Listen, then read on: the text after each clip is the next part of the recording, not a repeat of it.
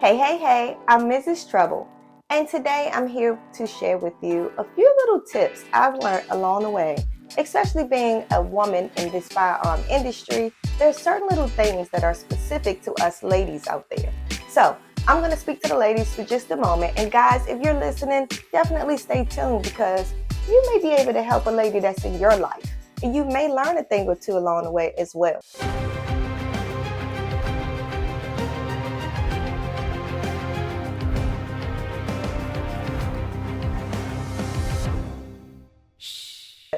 So, my first thing that I've come across as being a licensed firearm instructor, as well as this journey of firearm use that I've gravitated to since being an adult. I was not raised with firearms, but as being an adult, I definitely started to use firearms and learned quite a bit of things along my journey. So, the first thing that really stands out is the fact that we do have to get that practice on a regular basis. I've noticed that I've had plenty of students to come to me to say that their instructor that they've dealt with previously before told them to cut their nails. That's right. You heard it, ladies. Cut their nails.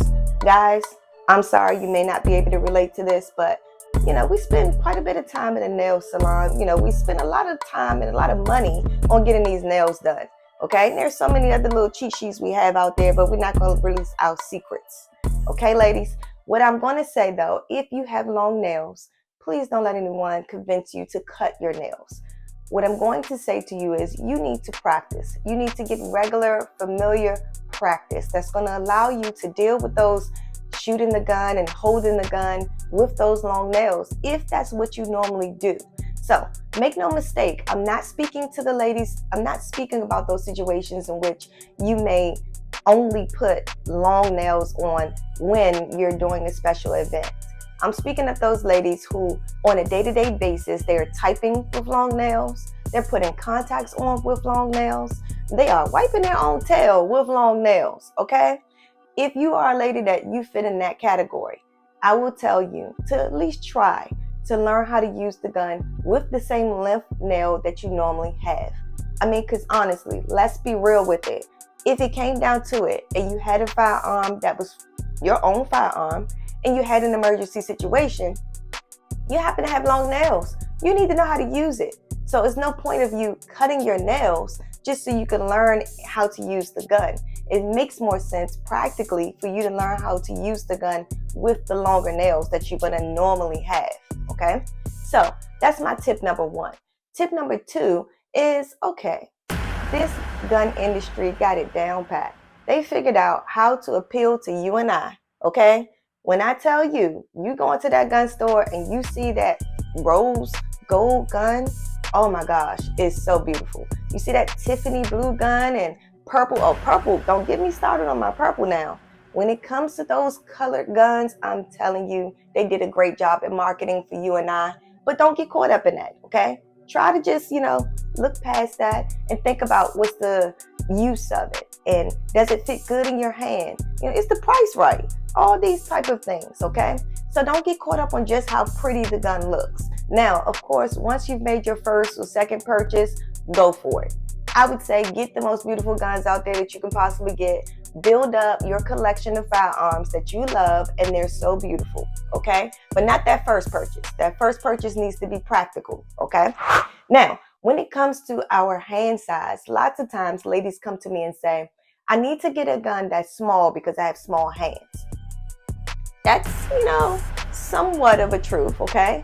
But there is other things that you have to be thinking of when it comes to that. We can't just think about the hand size. We have to think about how the gun feels in our hand, but we have to also think about, can we control the recoil? Now, a little tip to know about that is a little secret that a lot of people probably don't know out there when they're beginning in firearms. The smaller the gun, the more recoil you feel, the more kickback, the blowback, right? Now, that's a little bit, challenging, especially for a lot of us ladies out here, okay?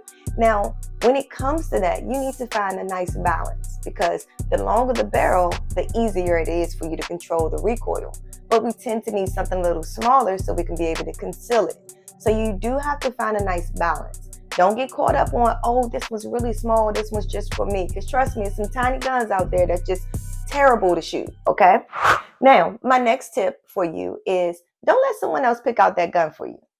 We got plenty of guys out here that likes to help their wives. I understand that, or girlfriends, and it's great. Guys, please keep doing that. But please understand, ladies, you have to make that choice for yourself.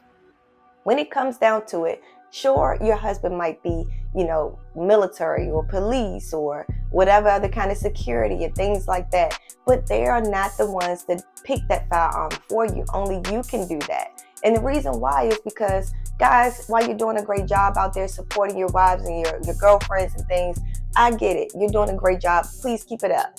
What I'm here to tell you is they have to make this decision for themselves, because you don't have the same upper body strength we have.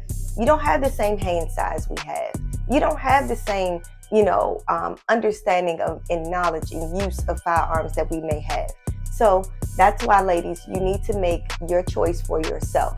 They can make the suggestion, point to this one, point to that one, but you need to try it, see how it feels in your hand. You need to shoot it if you can rent it from the range, those type of things before actually buying it. Now, my final tip I'd like to leave with you guys is it's really not that hard. When it comes to guns, lots of times fear kind of takes over. The fear of a gun in general, or the fear of the unknown, is a big issue in our community. When it comes to this, is what's actually more hard about guns more than anything is the when and when not to use it. The law is probably the hardest part about it. But once you actually put your hands on one, get in that range, and you actually get some practice, and you start to understand the marksmanship of it all, the handling of it is actually a whole lot easier than what most may have started out believing and thinking. So I would encourage you guys to just go out there and try it, shoot a little bit, live a little bit, and you'll get to see for yourself what actually works for you. But ladies, please, please, please practice. Please get the knowledge out there and get consistent practice. If you don't use it, you'll lose it. So I'll see you guys next time.